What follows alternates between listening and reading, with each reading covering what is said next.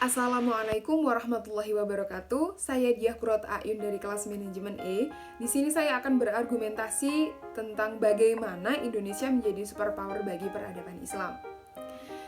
Indonesia adalah negara yang memiliki populasi muslim terbesar di dunia. Hingga saat ini, jumlah umat muslim mencapai 207 juta orang dan sebagian besar menganut Islam aliran Sunni. Jumlah yang besar ini mengimplikasikan bahwa sekitar 13% dari umat muslim di seluruh dunia tinggal di Indonesia, dan juga mengimplikasikan bahwa mayoritas penduduk Indonesia menganut agama Islam, sekitar 90% dari populasi Indonesia.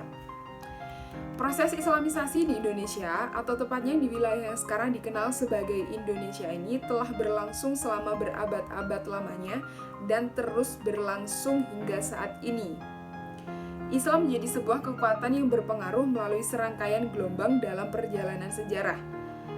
Gelombang-gelombang ini yaitu perdagangan internasional, pendirian berbagai kesultanan Islam yang berpengaruh, dan gerakan-gerakan sosial lainnya.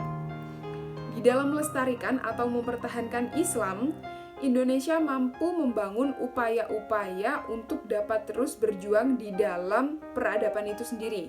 Contohnya dengan terbentuknya pesantren, majelis taklim, dan madrasah diniyah. Pesantren. Pesantren merupakan tempat di mana seseorang menimba ilmu agama. Pusat kajian Islam pada dasarnya, pondok pesantren merupakan lembaga pendidikan yang mendalami dan mengkaji berbagai ajaran dan ilmu pengetahuan agama Islam melalui buku-buku klasik atau modern berbahasa Arab. Dengan demikian, secara tidak langsung pondok pesantren telah menjadikan posisinya sebagai pusat pengkajian masalah keagamaan Islam. Majelis Taklim. Inti majelis taklim adalah penanaman nilai-nilai Islam.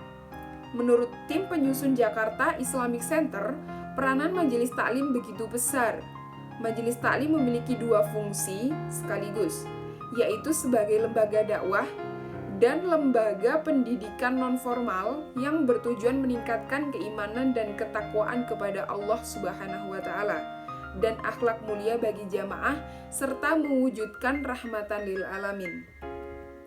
Dengan demikian, Majelis Taklim menjadi lembaga pendidikan keagamaan alternatif bagi mereka yang tidak memiliki cukup tenaga, waktu, dan kesempatan menimba ilmu agama melalui jalur pendidikan formal. Madrasah diniyah. Kata madrasah secara etimologi merupakan isim makan yang berarti tempat belajar dari akar darosa yang artinya belajar. Diniyah berasal dari kata din yang berarti agama. Secara terminologi, madrasah adalah nama atas sebutan bagi sekolah-sekolah agama Islam. Tempat proses kegiatan belajar mengajar ajaran Islam secara formal yang mempunyai kelas dengan sarana antara lain meja, bangku, dan papan tulis, serta memiliki kurikulum dalam bentuk klasikal. Menurut Kementerian Agama Nomor 13 Tahun 1964, Madrasah Diniyah ialah lembaga pendidikan dan pengajaran klasikal dalam pengetahuan agama Islam kepada pelajar bersama-sama sedikitnya 10 orang atau lebih, di antara anak yang berusia 7 tahun hingga 18 tahun. Pendidikan dan pengajaran pada madrasah diniyah bertujuan untuk memberi tambahan pengetahuan agama kepada pelajar-pelajar yang merasa kurang menerima pelajaran agama di sekolah umum.